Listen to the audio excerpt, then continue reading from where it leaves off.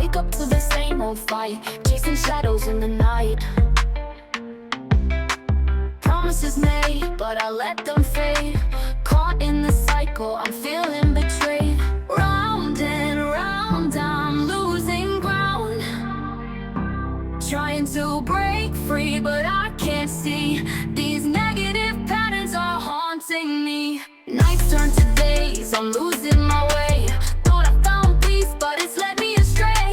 Chasing the high, but it only brings pain. The more I run, the less I gain. Hey, everybody. Hey, you are in the office for another session with Tarka Say It Again. And today we have a guest with us.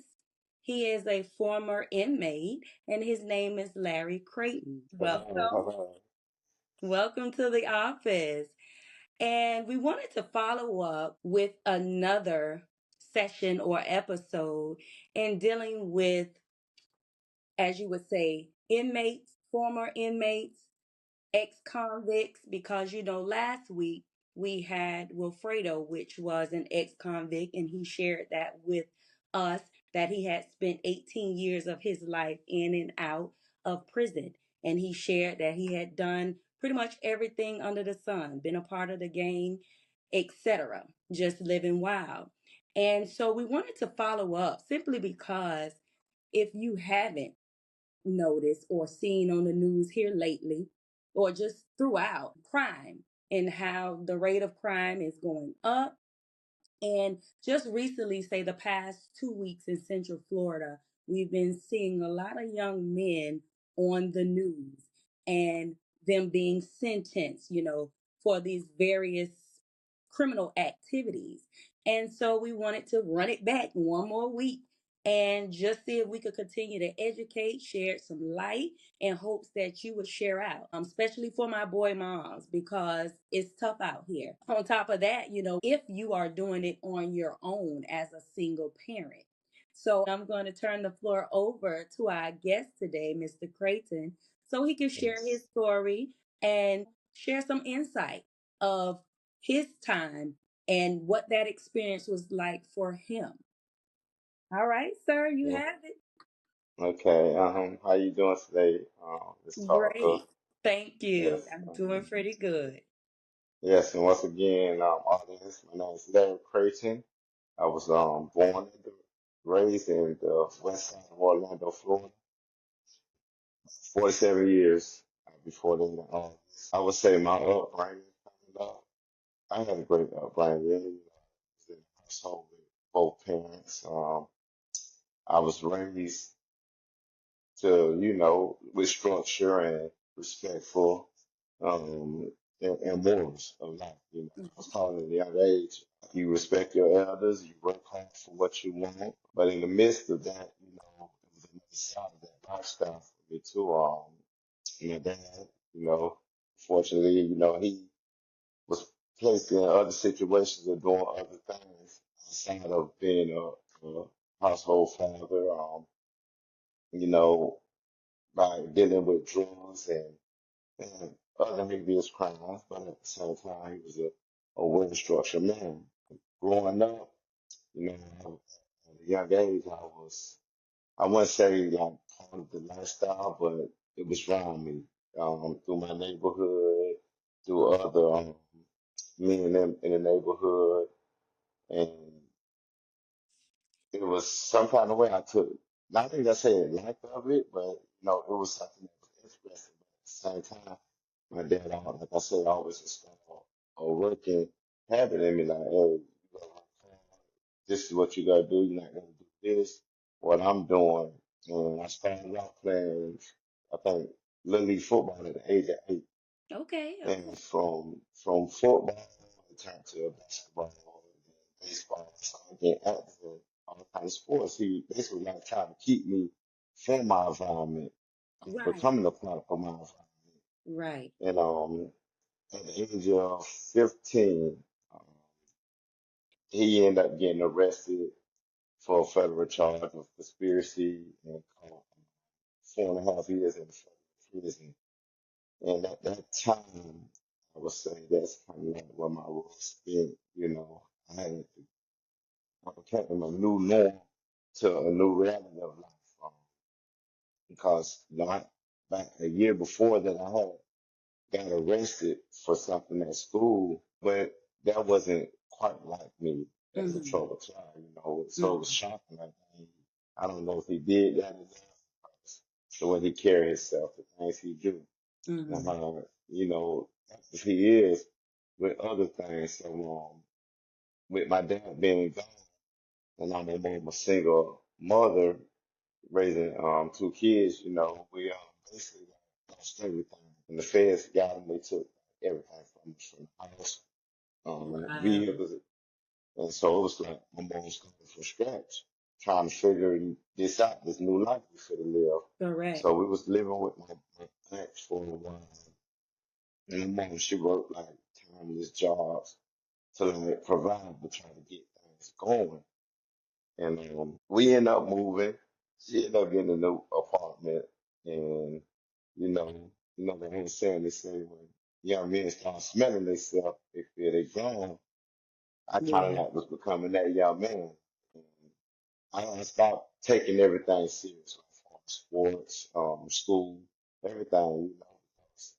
Part of me was hurt and destroyed and crushed by losing my dad. Mm-hmm. Even though it was 4.5 years, a lot of people don't know. One single day can be a big turnaround in someone's life. Correct. And so as time went, my mom, she ended up dating someone. I was young. I didn't understand why, what was going on, the situation. So by her doing it, became real rebellious. So Okay. acting Right. just Because you wasn't used to that. You wasn't used to around. seeing another man with your mom. Yes, right, exactly. And Okay. so it was like, now I'm seeking attention from her. So my way of getting attention, I'm acting out. I'm doing things in the neighborhood, getting in trouble, getting in fights, getting in trouble with the law. And it became a repeated cycle, like, over and over again. Mm-hmm. And at the same time of this, she can't provide fully for me as I was used to being provided for. So I found myself like, hey, actually, get me some money. I'm tired of being broke. And So did you feel that were you the oldest out of the two children? yes, yes, Okay. So at this yes, time, did you feel like you had to be the man of the household? yes, yes. Okay. And she didn't put me in that position or that situation, Right. but just that's something my dad installed in me. And Right. so, Right. like, if something ever happened to me, and you gotta hold this fort down, not Right. saying go out and do this, but I'm teaching you how to be a man at a young age. So it was there already, and I just took the wrong route. Right?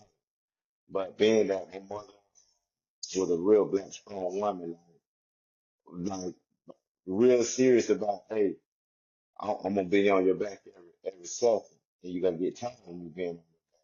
And, Mm-hmm. she tried her best to scare me the right way. Like, you got that put pressure out there with you going to work every day, getting these little 100, $120 a week, and you get right up on them. They like, man, we done did this, did that, you missed this, and they got a pocket full of money, and you like, Right.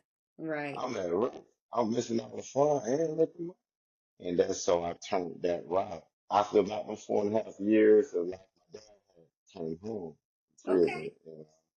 and like I said, by my mom and me, I started working like I'm doing good, pretty good for myself. I wasn't getting in trouble. I was still being a kid doing things I had no business, but wasn't getting caught for it. Okay. So Okay. yeah, Keyword yeah, wasn't getting caught for it. wasn't getting caught right that part. You know, well he came home and it's like, at that time I was what 19 and let's say that you said that word off the chain.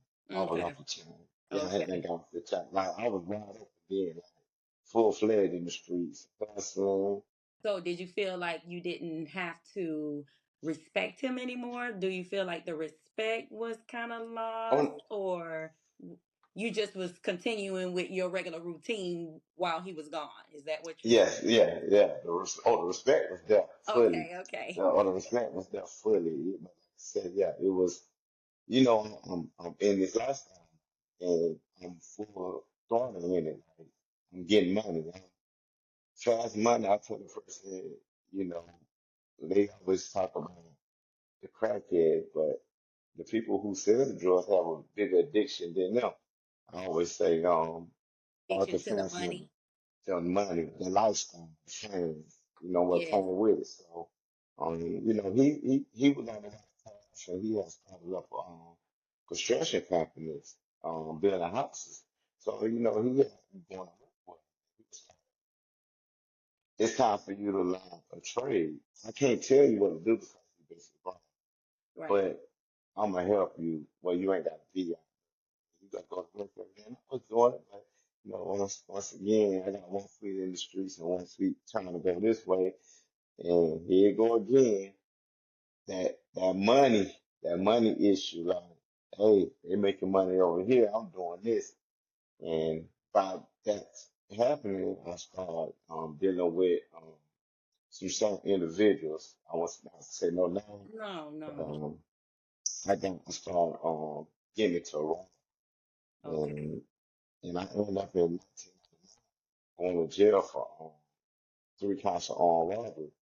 Okay. With two co-defendants, which is my cousin's relative, but through the grace of God, we was given a chance to come back home, and I had made a vow to myself. I was in, I was like, man, I got my first child on the way, and I want to like be there for my child. So Hmm. I'm trying to get out, and I did for like a year, and before we get going, I was back to the streets. Like, man, what?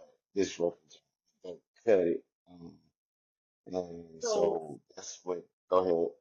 So I have a question. Just with you having both parents in the home, so it's like you didn't have to fend for yourself or you didn't have to live that type lifestyle, but more so you being curious and wanting to know what that was like is what I'm getting from it.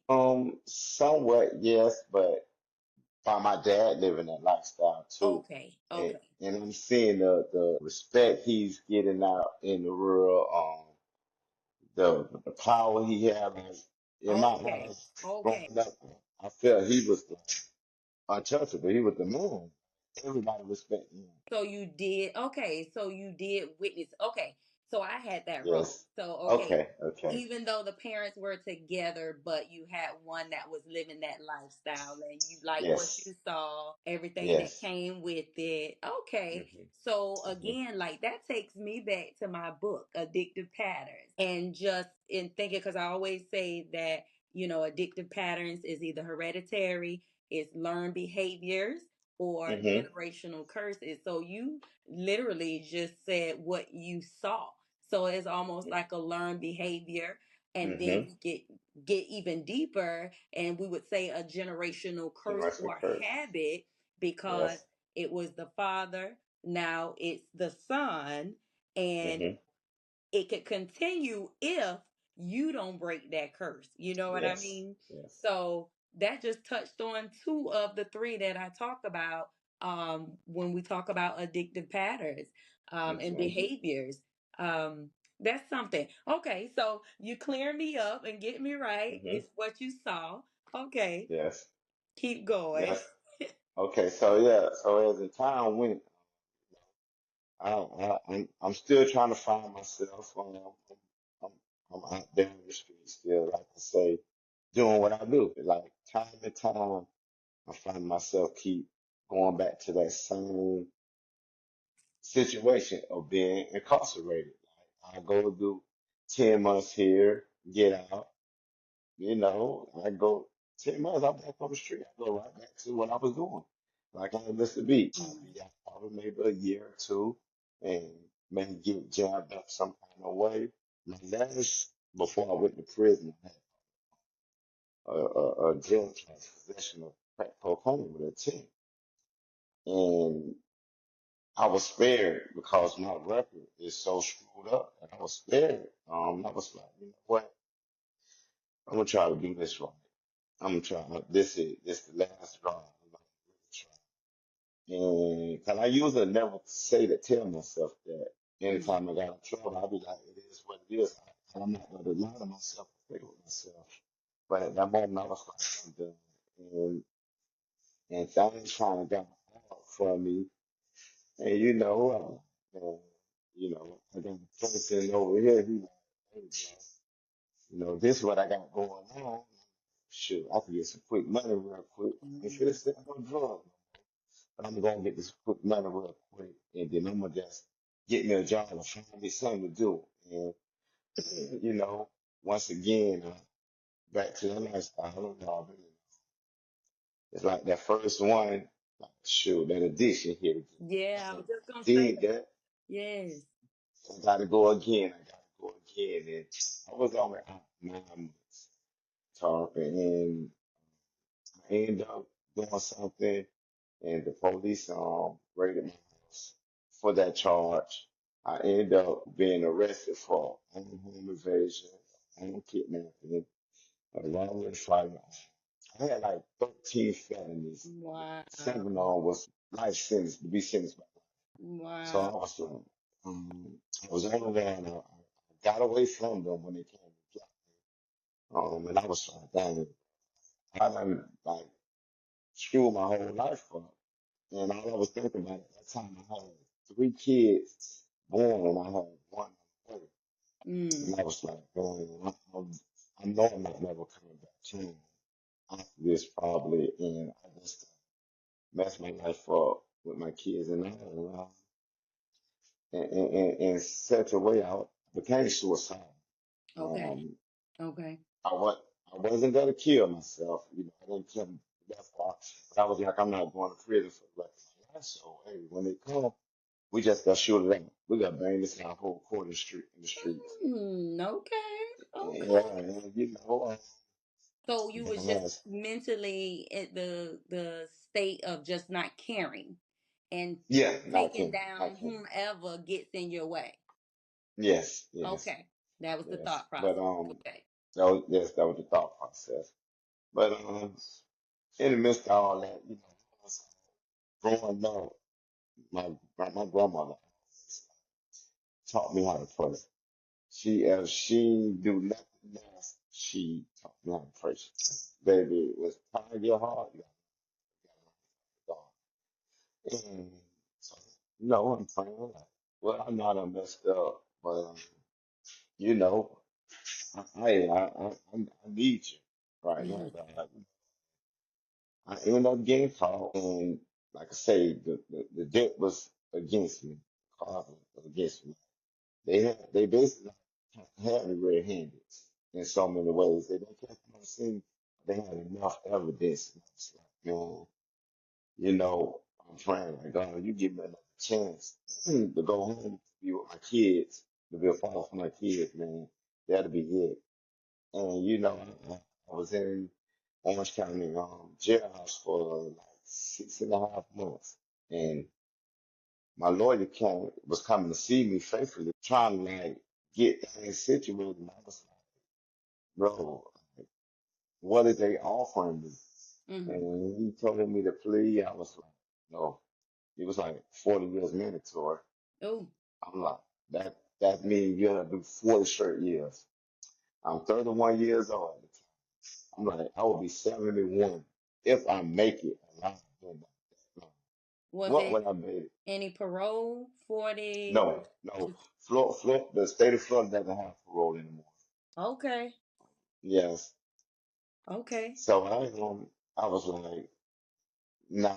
I said, man, we'll talk about this another day. And I made a phone call to my mother, and my dad came to visit me, but I talked to both of them, because they was divorced, so they lost on with but they still, communicate with the kids. I told both of them, I understand how y'all feel about the situation. At the end of the day, I put myself here, and I'm gonna go to trial. And if I lose, it just gonna give me the life. I'd rather lose and take the life and be able to at least try to fight and come back on what they have in the system for appeal. Okay. That means they may have a loophole somewhere in the case they may go. But if I take no 40 years, that's it. I'm stuck with that 40 years. And so, my mom, they understood. They like, if you feel confidence enough to do this, then that's what it's got to be. And I was like, yeah. So what happened was, we started trial, and I'm gonna get past that part when the judge came that morning. I felt good about something. Hmm. Even my lawyer was feeling good, and he offered me 10 years in prison. In the And, place of the 40. of trial, of going to trial. We was in trial. Okay. And, and cause I owned up to everything. I apologized to my victims, and he was like, I feel deep in my heart that you sincere with what you're saying, so I'm gonna give you another shot. If you ever come back, It's I over. don't care if it's in Yeah. front of me or whoever, you'll never see the day of light again. And I Okay. understood what he was saying. I was like, okay, so I got to prison, and I know you probably heard stories about prison. It was a whole and I've Hmm. been in and out of jail, but this was a whole nother world from me. I was like, whoa, but Can I'm you here. share a little Yeah. about prison? Because I look at these babies today, and the excitement or the addiction, as you spoke of, Hmm. that gets them to that point of making those decisions that have consequences. And I don't think they think that far of what the Hmm. consequence could possibly look like, right? Maybe, it's that high. And another thing, just to think about, you all as men have something to deal with that we don't as women when we talk about masculinity, right? Hmm. And I say Hmm. masculinity is a crisis within itself of trying to prove something or having to prove something, being tough, being tough, um not crying, like all of that comes with it, like the pressure placed on you, right? Being hard, that's the street term, being Hmm. hard. And I know some don't think this way, because you have your alphas and stuff like that, and that's a whole nother story when we talk about alpha males. But these babies, in trying to prove things to their peers or their friends and not thinking about the consequences, but then when they go to prison, that's a whole different story. It's like a different Hmm. person. The tears, they coming, the remorse, we're hearing it. And that's why I'm like, if you could share some of maybe what you witnessed, not too much, but a little bit, you know what I'm saying? So they can think about these things, because like we were just talking about on the news, a lot of times these young men, and I'm saying young men, but Yeah. ladies as well, okay? But these young men, they right at the cutoff when we talk about age, 17, but because of the crime is automatically tried as an adult, and they go Yes. off to prison. Or they might have been 17, but while they're waiting on trial, they change, to Hmm. Hmm. 18. So there again, that adult charge. So it's so many different facets of it. Yes. But if you could just share, like, Yes. I don't mind. yeah. Okay. So yeah. So like I say, that was a new world for me. From the moment you get there, it's always been.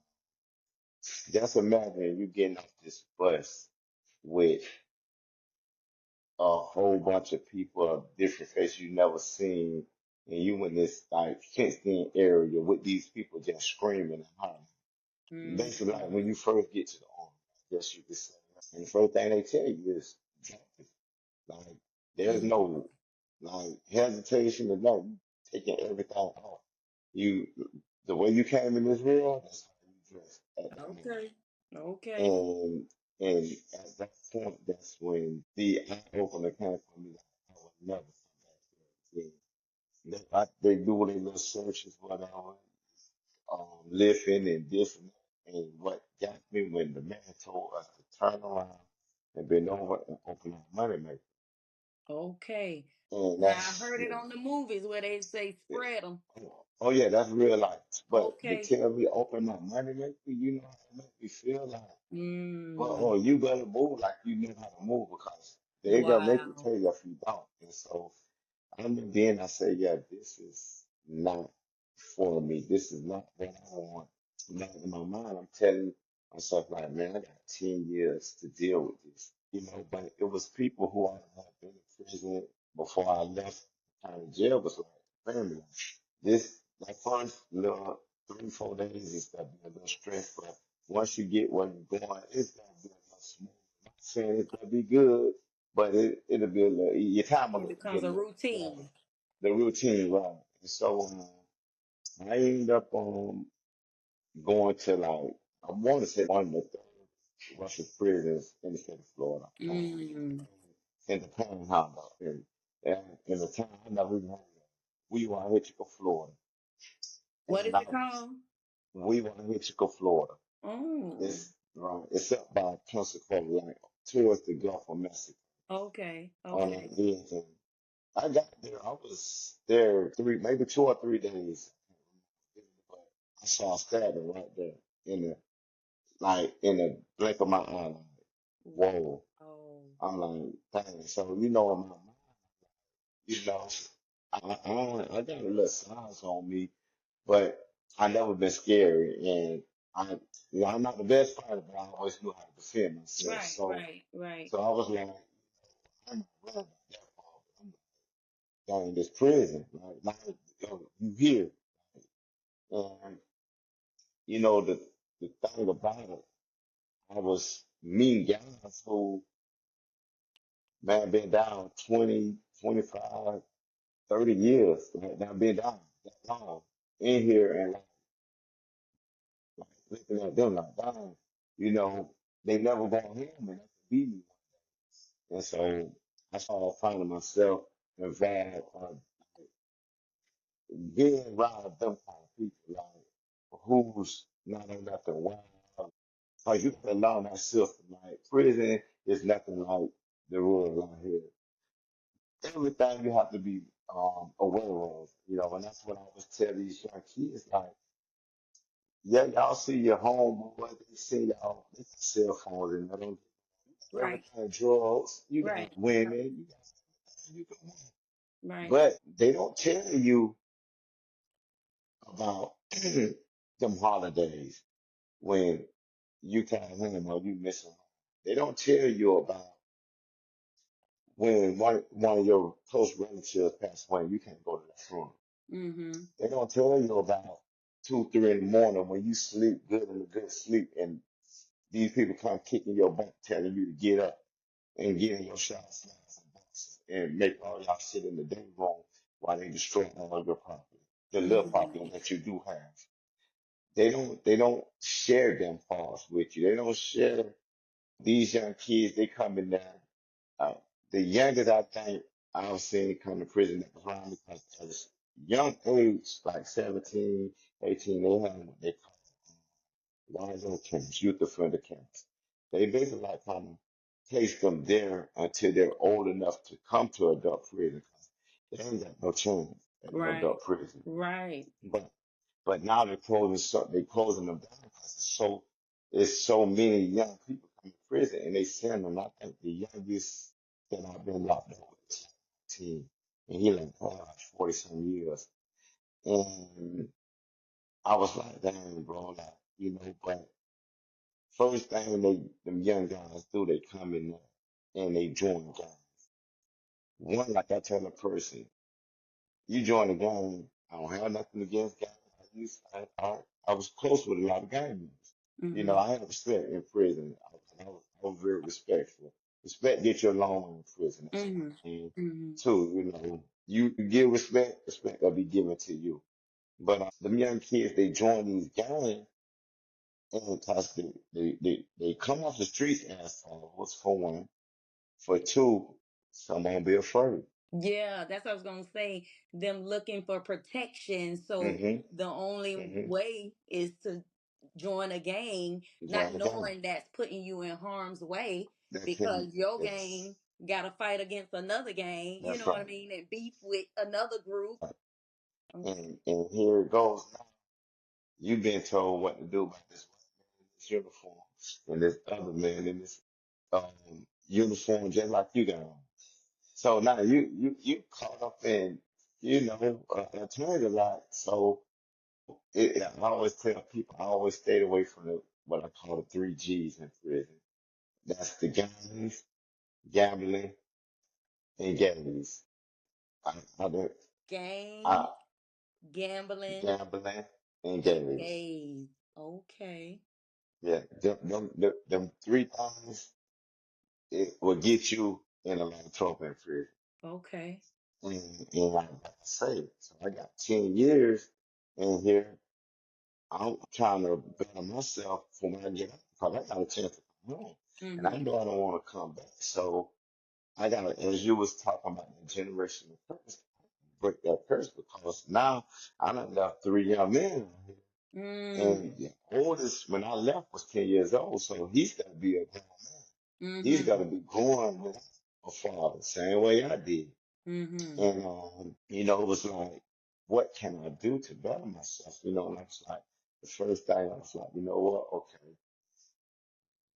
if I want to see my kids be successful, I got to be successful as well. Because I'm going to tell you to do something I haven't done, basically. So I was like, okay, I dropped out of school. Um, Let me go get my education back. So I wrote the GED. I got my GED, Okay, because I was like, congratulations. yes. I was like, I'm gonna tell my kids that you gotta graduate walk out the state, and I done did it. Well, Mm-hmm. then what about you? So at least I can show them, boy, I did it too. So I did that. Then once I did that, a lot of doors started opening for me, like vocational training. I ended up going to another camp, 'cause that's what we call different prisons camps. So I Okay. ended up getting shipped to a more better environment. And being there, I started meeting more positive people like it's helping me. I never knew nothing about credit before I left the streets. I never knew nothing about banking. I didn't even know how to operate a card or even the start up a bank account. So I started getting programs, different programs to help me. Mm-hmm. Once I get my credit, like job skills. Yeah, I don't have jobs, but it's you gotta learn how to maintain that job.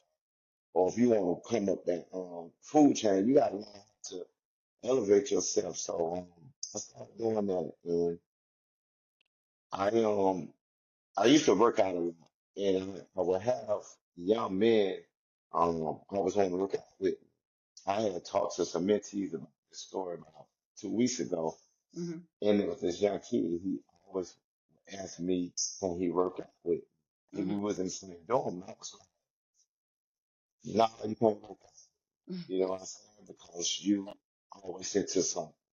Like, Okay. I don't deal with drugs. I don't deal with people who deal with drugs. I don't get into no confrontation with nothing that got to do with going to the prison. And people respected that. I had people who was from here, from Orlando, that was like running the prison. Okay. I could have easily had it, but like, I want that life. And they respected that. And he was part of a gang. And he was like, he was big bro, can I come work out with you? And I was like, you know what? I say, I start my work. They open the yard at 9 o'clock. I start my work out at 9:15. If you ain't there by 9:15, bro, don't come over there. Cause I don't need no distraction. Mm-hmm. And he would always be late. I'd be like, keep going, bro, I'm good. And he was like, bro, I'd be wanting to come, but I have to go check in with my big brothers first. Oh. So I was like, you gotta trust me. You gotta either do this or that. And I had a long talk with him doing the being here. He told me he was with some guys. They committed a robbery and they got caught. And Okay. he was once again he grew up from a good family. You don't even supposed to be in here. But Mm-hmm. he's not familiar with this life. So he was like he don't want to be in the game. well, you know, you talk to your big brother, he like, bro, can't. See, you know what come behind it? Like, Right. to get in that game, you gotta get stepped up, beat up that, ran Right. up the game, Right. and Right. everywhere you go, it's gonna follow you. So I was like, man, I said, don't worry about it. I said, but you gotta do me, you gotta promise me something. If I go talk to this man, you gotta leave it alone and get your GED. And he was like, okay. And I said, you gotta stop smoking that stuff. It's this synthetic weed that has okay too. Okay. And it's fake weed, but it's made of like carpet cleaner and all these chemicals. Right. But Oh. man, these people, yeah, you was smoking and they call it cracking up, but you would like lose oxygen, your brain fall out. And people still not smoking though. Like, to try to get me past their time. And he was Mm-hmm. like, okay, I'm gonna do it. I wouldn't talk to the head of the gangs, and being that he had respect for me, and he was like, bro, but you know what he got to do? Just, you know, handle that and let the man go. And he had to go through the violation. He went Mm. through it. Mm. He had to get beat out for 60 seconds, like a minute, and then they didn't bother him. They didn't like harass him. And he started doing better. He ended up getting shook though. So then I wrote him a couple times first got out, but I didn't hear nothing back from him. But I Okay. always look him up to see where he's at, what's Mm-hmm. going on. Mm-hmm. But so he started doing good. But it came to my attention when a correction officer stepped to me, and she was like, "Mr. Crane, you know the effect that you have on these inmates." Like, I'm like, what you mean?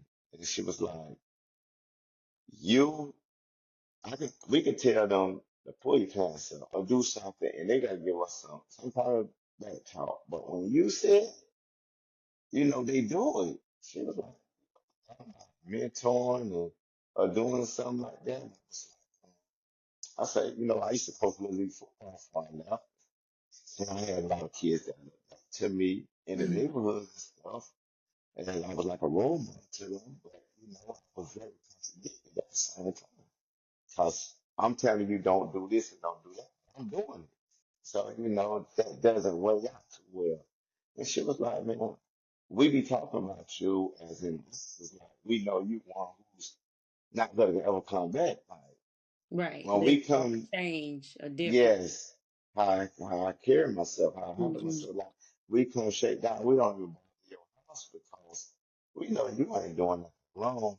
And that can be a good and a bad thing too, in that because it can look like, fine, bro, the police don't never want you want snitching, Right. but at Right. the same time, it's that respect there. Like, well, we know that it's just how you handle yourself. So I ain't gonna sweat you too much.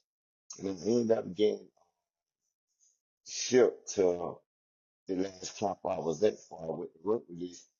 And that's when I met a brother, Jenny Wood, and we used we once again we're working out. We want to work out. So we started hanging, and he was doing a 20-year bid. And we connected. We used to call us Oreo. She was white, I was black. We Okay. was yeah. Well, you will always see us two together, and we will always be talking about what we want to do when we come. And he brought up the thing about Toastmasters to me, like, oh, my mind, Toastmasters. That's probably a method of toasting some toast or something. Mm-hmm. I'm joking with him, and he's like, no, I'm serious. I'm trying to start this club here that we had at my last camp. I'm like, what is it? It's when people, like, you get up and you give speeches, whether it's motivational, inspirational, whatever. But it prepares you if you want to be a board member, you want to be a preacher, you want to be a motivational speaker, you want to mentor. So mentor it, that light bulb came on. Oh, Mm-hmm. okay, let's see what this is, man. So he was like, I'm like these people. I hope they respond, or if they did. They came in and they did a test run with us to see what we liked. And they got up and they spoke to let us see what it's like, and the next week it was like they chose a couple of us to get up and do your icebreaker. And I got up and gave basically like what I'm giving to you right Right. now, my story of upbringing. I ended up in prison. And, you know, um, stood with and I ended up with a mentor who was in prison as well, a guy by the name of Chasman Bones. Because I always tell a person, a mentor always need a mentor himself, Mm-hmm. you know, Definitely. Even and in and businesses. and business is right. Yes. And and so what he was doing, he was giving me extra tools to better myself. See, he would always tell me, I see the potential in you, bro. When you speak, it comes from your heart. It comes from deep down in your soul. Like I'm gonna deliver the speeches, it's sincere. Like it comes from your heart. We know this ain't something you just sit in the dorm and hope and say, I'm gonna give a speech today. No, this is real life stuff. And I spoke about, I had wrote the speech called 21 Soldiers. This gonna lead you into the name of my mentorship Okay. program that I'm starting. Okay. 21 Soldiers. So I explained about the 21 soldiers. Everybody always asks, well, who's the 21 soldiers? I was like, it was 21 9 and 10-year-old kids that I left behind. That I was coaching on the Little League football team. Now, once again, some of these kids don't even know their daddies. So I'm playing that role as like a role model, a father figure, a big brother, however you want to put it. And this next year, these kids looking for me, and I'm facing the rest of my life in prison. And they always stayed on my mind. Like, dang, I left them soldiers behind. I didn't want to know. Soldiers don't leave each other behind. Not real soldiers. Right. We on that battlefield, and whether dead or alive, we gonna come out together. Mm-hmm. How we went on and on. I thought, and so when I wrote that speech, it was a guy from, I think he was from Jacksonville. And after we was done, he was like, you ever thought about mentoring? I'm like, here you go again. Like, That was this, confirmation. yes, this mentors keep coming in. I was like, I would love to. He was like, bro, for real, like, I think you'll be good. You should be one who go after the trouble teams, the young guys who they're not in trouble, they're headed for that. And I was like, yeah, I may give it a shot, but I kept it up there. Never let it leave from here. I always kept it up there. Like I had came home and seemed like once I got out, 10 years is a long time. Yeah. And people expecting me, they don't really know who to expect. Is he gonna be institutionalized? He been gone this long? Is he gonna be lost out here? Is he gonna go back to his old ways? What's gonna happen? Like I say, 10 years of being in there is it can destroy a person if they're Mm-hmm. not mentally strong enough. And I came home like soon as my feet touched the ground. Like came home, credit score, like I said, learned about my credit, came home with a 730 credit score, a good job. I didn't want no part of nothing of that life I used to live. Mm-hmm. What I'm talking about from the guys I hung around, the areas I hung at, it was work, go home, spend time with kids, go to church, get myself right. And I've been home 8 years, and I can't say these 8 years have been the best 8 years of my life. I had lots of money back then. I had women, fame. It doesn't equal to this because I didn't have no peace. I Right. didn't have Peace of like mind. That's yes. peace of mind. I Yes. didn't have no patience. Like I said, once again, back then, every time something get wrong, I go back to what I know, the streets. And prison taught me patience. So, like I said, I've been home 8 years. I've watched two of my kids graduate. My oldest son graduated. A 15-year-old daughter in the 10th grade. Mm-hmm.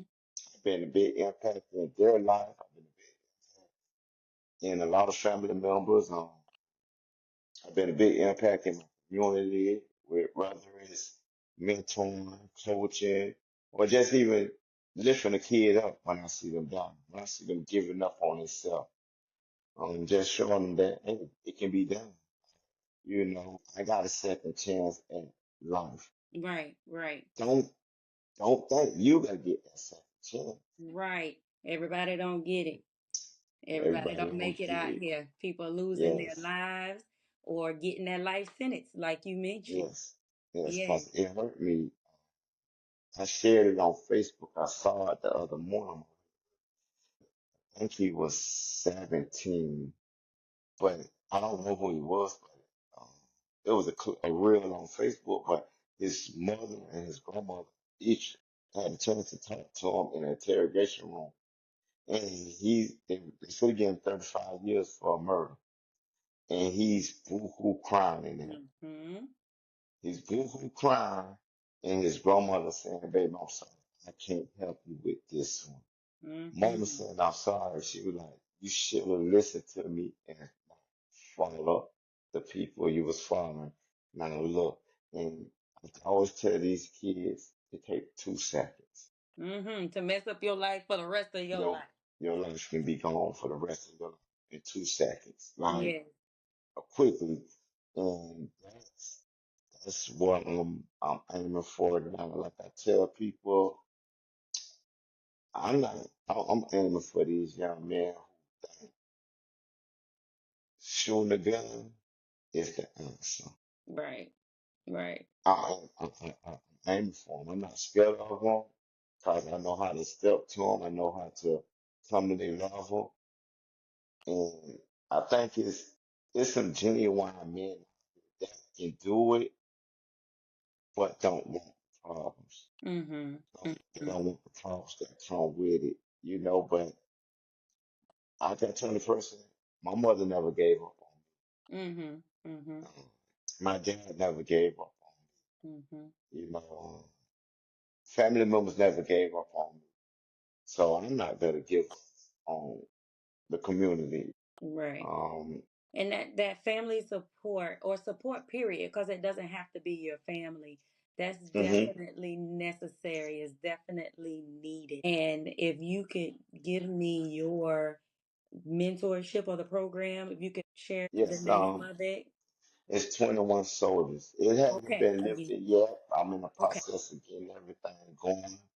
But right now, I'm co-partnering with one of my little brothers. I call him a little big brother. 'Cause I was the big brother, but he's doing excellent things in the community right now. Dorsey. Okay. He has I hope mentoring Mm-hmm. at the Northwest Center, and he's been like I've been home 8 years, so for like 8 years I've been seeing him. I think he was doing it a lot longer, Okay. but he's a real big impact. So I've been co-working with him, just get my feet wet. But I'm trying to get doors open to go into the juvenile facilities and to do just to get there because to show these kids that one mistake can cost you your life. Like I said it, but I'm an insurance adjuster in 3 states. I hold license in 3 states. Right now, it's hard for me to even get a job Okay. doing it just because my background. I'm not gonna Right. let that stop me, but I try to let people know that if you got dreams or goals to go do something in life, if you think doing that and you got still be able to do that, Right. it's not gonna work. You gotta either be on this side or that side. Right. That one Not foot in, straddling the fence. the other foot on that fence. It's gonna catch up with Right. you. And at the end of the day, you're not gonna just hurt yourself. You gotta hurt your family, your loved ones. Eh, If you have kids or you have a mother or whoever care about you because they gotta be in that courtroom when they give you that time. You can go away behind that door. They gonna have to leave and come. mm-hmm. And I watched that when I got sentenced. I Correct. got sentenced on my mother's birthday. Wow. And I was like, that's the worst birthday present you can ever give a mother. You know, Right. Right. about 10 years on her birthday. I was like, wow, but like I said, once again, I told her I would never put no more tears in her eyes. She passed away last year, Okay. December the 23rd, and I was able to put that smile back on Right. to, That's what I was to gonna let, say. yes, To kind of to let right her some of see. those wrongs and That's let right. her see you getting out and getting on the right path and making changes Yes. in your life.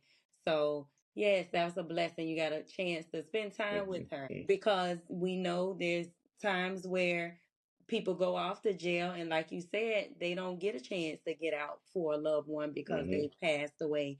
I want to ask you as a father and you getting out and just like you just shared, your story with us with your kids, do you have those sit downs with them and share those bad things that you did in your life? And I ask that because that's what this podcast is about, talking about those situations or those topics that we don't want to, share out, Hmm. but just normalizing, trying to normalize those conversations and share the mistakes that we made growing up as children. Like, do you take the time out and share with them those Mm. things? Yeah.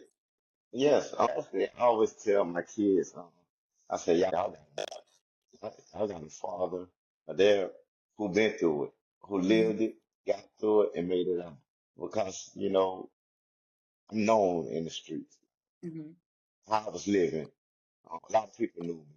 I was living so as my kids growing up, they're hearing these stories. So and them coming to visit me. So I have to tell them when I come home, because once again, I got to be in a relationship with them. They only know this person who they come visit.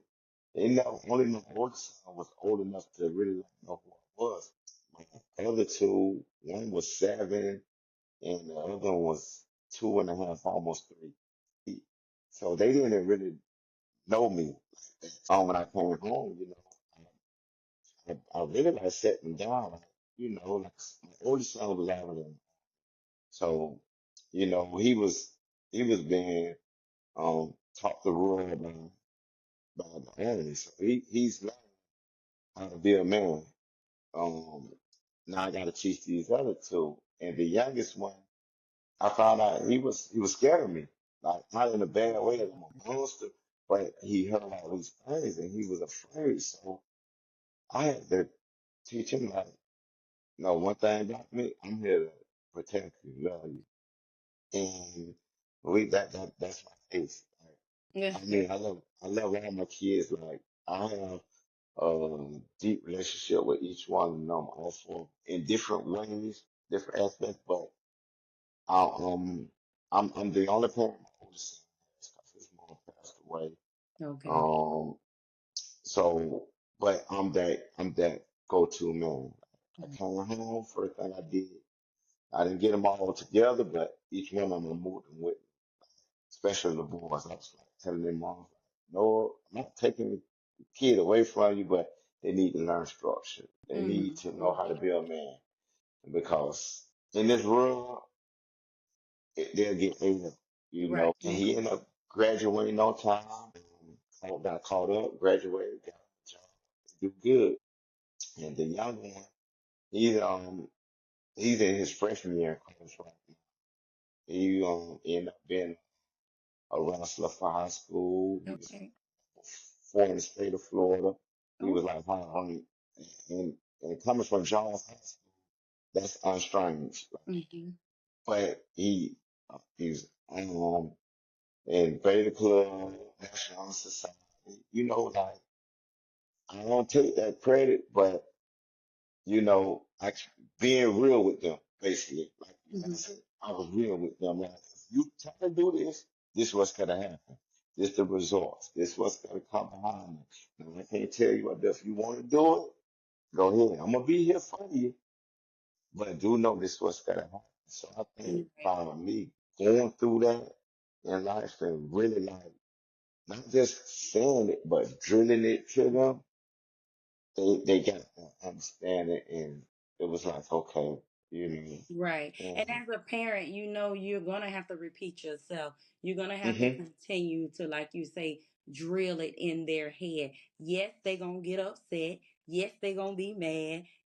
mhm,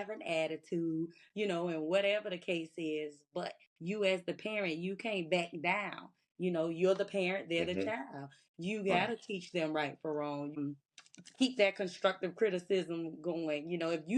mhm, that part, that part, mhm, yes,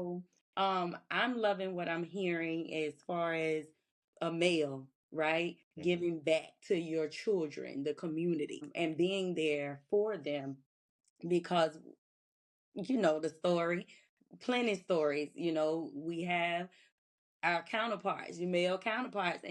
mhm, right, as enough, mhm,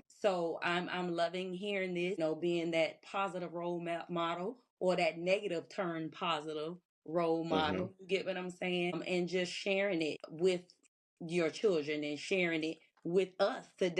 mhm,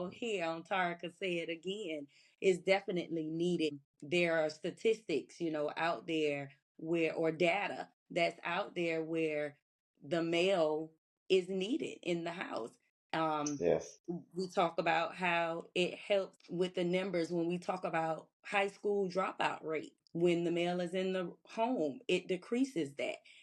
mhm,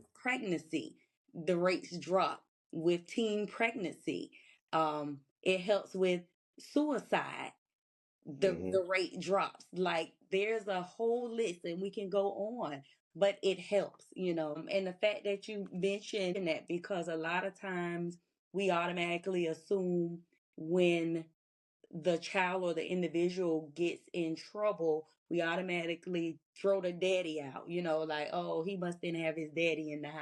mhm,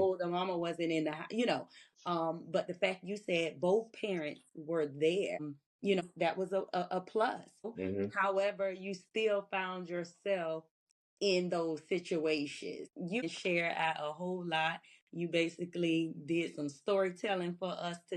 mhm.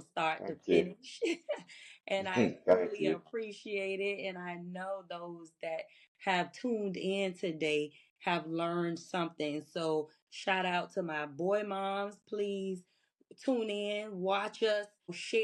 mhm, yes,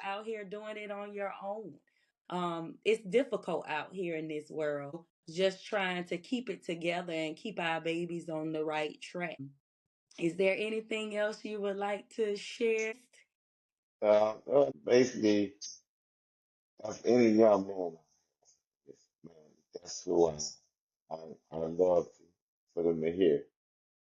Don't get fooled by the rappers, what you see on TV, what your homeboys telling you. Man, I heard one was saying you got three yards you can hang in. You got your yard, the prison yard, and the graveyard. It's up to you. Which one of them yards you got? You got three yards. Your yard, the prison yard, and the graveyard. Now, which one you gonna choose?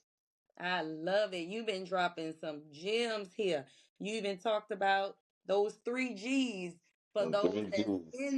Yes, yes.